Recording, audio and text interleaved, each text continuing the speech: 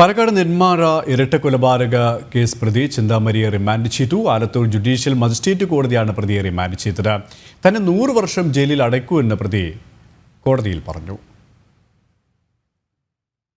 വൈകിട്ട് 4:30-ഓടെയാണ് നെന്മാറ ഇരട്ടക്കൊലപാതക കേസിലെ പ്രതി ചിന്താമരയെ ആലത്തൂർ ജുഡീഷ്യൽ മജിസ്ട്രേറ്റ് കോടതിയിൽ ഹാജരാക്കിയത്. 5 മണിയോടെ കോടതി നടപടികൾ ആരംഭിച്ചു. പ്രതിയോട് പരിക്കുകളോ മറ്റോ പറ്റിയിട്ടുണ്ടോ എന്ന് കോടതി ചോദിച്ചു. എന്നാൽ തനിക്ക് മറ്റൊരു കാര്യം പറയാനുണ്ടെന്ന് പറഞ്ഞ ചെന്താമര വാചാലനായി. തന്നെ പുറത്തിറങ്ങാത്ത വിധം ശിക്ഷിക്കണമെന്നും 100 വർഷം ജയിലിൽ ഇടണമെന്നും കോടതിയോട് കൊലയാളി ആവശ്യപ്പെട്ടു. തന്റെ മക്കളും മരുമകനും ഉയർന്ന നിലയിൽ ജീവിക്കുന്നവരാണ്. തനിക്ക് അവരുടെ മുന്നിൽ പോകാൻ ബുദ്ധിമുട്ടുണ്ടെന്നും ചെന്താമര പറഞ്ഞു.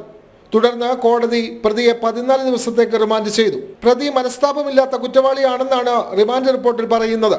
തന്റെ പദ്ധതി കൃത്യമായി നടപ്പാക്കിയതിന്റെ സന്തോഷം പ്രതിയിലുണ്ട്. വ്യക്തമായ ആസൂത്രണത്തോടെയായിരുന്നു കൊലപാതകം.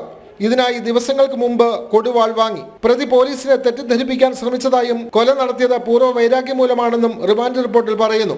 പ്രതിയിൽ നിന്ന് അയൽവാസികൾക്ക് തുടർച്ചയായ വധഭീഷണി ഉണ്ടായിട്ടുണ്ട്. തന്റെ കുടുംബം അകലാൻ കാരണം സുധാകരനും അമ്മയുമാണെന്ന് ചെന്താമര ഉറച്ചു വിശ്വസിച്ചു.